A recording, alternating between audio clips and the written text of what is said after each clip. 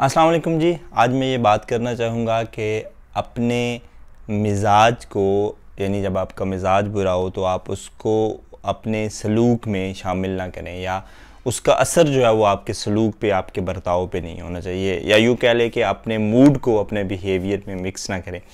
बदकिस्मती से उर्दू को समझने के लिए हमें इंग्लिश का सहारा लेना पड़ता है।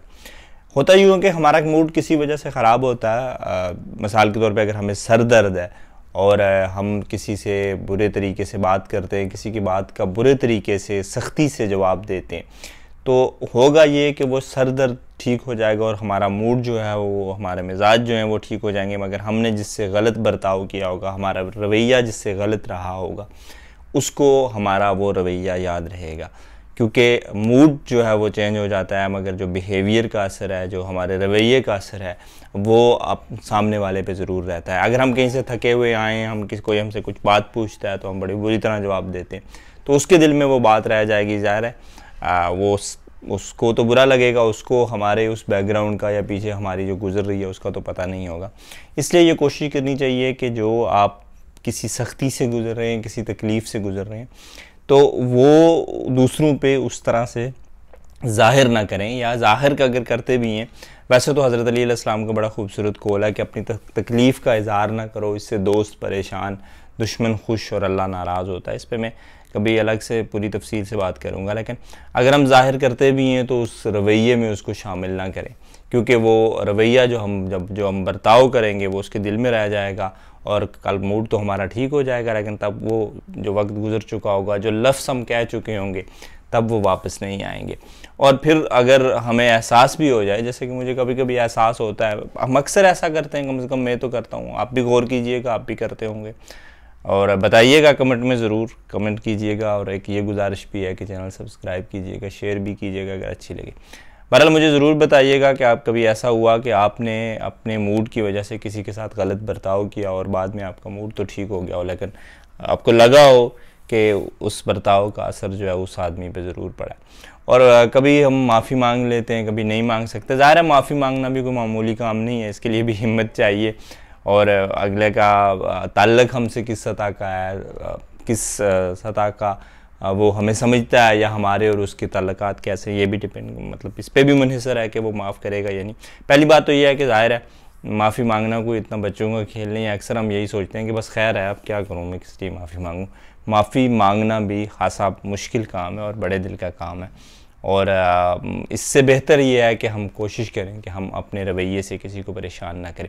उससे भी अगली सतह की एक बात यह है कि अगर आप इस बात पे यकीन रखते हैं कि हमारे कुछ मुश्किलात, हमारी कुछ परेशानियां जो हैं वो किसी ख़ास वजह की बुनियाद पे होती हैं, किसी की बद्दुआ की वजह से हैं, हमारे किसी गलत अमल की वजह से हैं, हमारी सज़ा या आजमाइश है, क्योंकि कहते हैं कि परेशानियाँ जो हैं वो दो तरह की होती हैं, या तो आजमाइश होती है या जो है वो सज़ा होती है। अगर आप इस बात पे यकीन रखते हैं, शायद कुछ लोग नहीं रखते, मैं उसका उसका एहतराम करता हूँ कि शायद कुछ लोग ये समझते हैं कि हर वाक़े की, हर चीज़ की सिर्फ़ और सिर्फ मादी वजह होती है।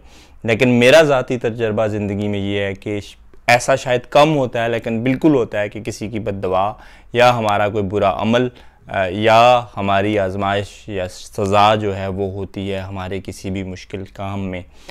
उस सूरत में अगर हम अपने उस मुश्किल की वजह से जो हमारा मूड ख़राब होगा, जो हमारा मिजाज ख़राब होगा, हम आगे ट्रांसफ़र करेंगे, तो उसमें दो सूरतें होंगी। एक तो ये होगा कि जब हम आजमाइश की वजह से हम किसी मुश्किल में पड़ते हैं और हम अपना रवैया किसी के साथ ख़राब करते हैं, तो यूँ समझ लें कि फिर हम अपनी आजमाइश जो है वो ख़ुद पूरी नहीं कर रहे, उसमें उसको भी शामिल कर रहे हैं। और ज़ाहिर है कि आजमाइश में पूरा ना उतरने की सूरत में तो हम ही कसूरवार होंगे, हम ही जुर्मदार होंगे।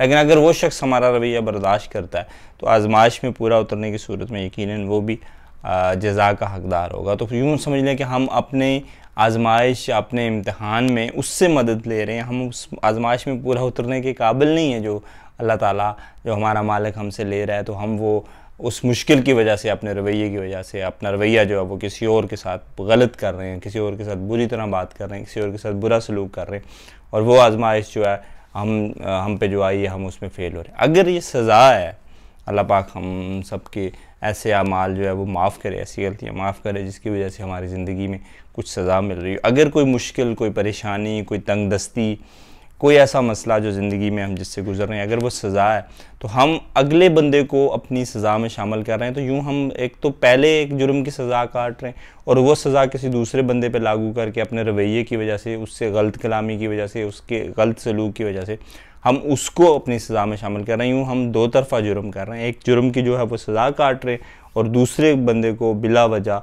एक तकलीफ़ दे के हम एक और जुर्म कर रहे हैं। तो इसलिए इस बात पे गौर कीजिएगा। शायद ये बात बड़ी सतही लगती है, इसमें कोई ख़ास हकीकत नहीं लगती।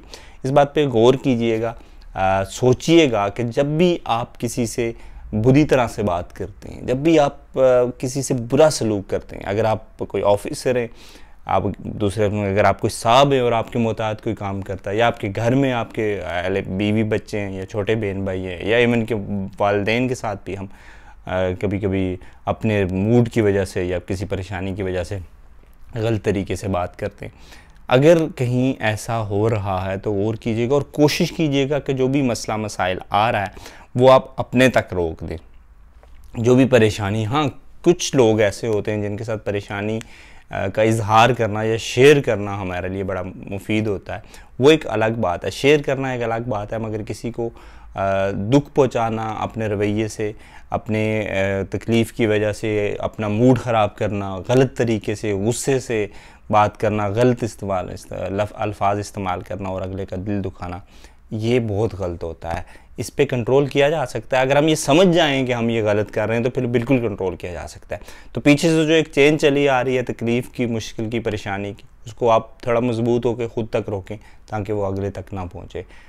अगले तक पहुँचाना है तो फिर खुशियाँ पहुँचाएँ, अगले तक पहुँचाना है तो मुस्कुराहटें पहुँचाएँ, आसानियाँ पहुँचाएँ। मुझे बड़ा अच्छा लगता है अशफाक अहमद साहब का जुमला, जो वो अक्सर दुआ करते थे कि अल्लाह ताला आपको आसानियाँ अता फरमाए और आसानियाँ तकसीम करने का शर्फ अता फरमाए। अपना बहुत सारा ख्याल रखिएगा, अपने साथ दूसरों का भी। अल्लाह हाफिज़।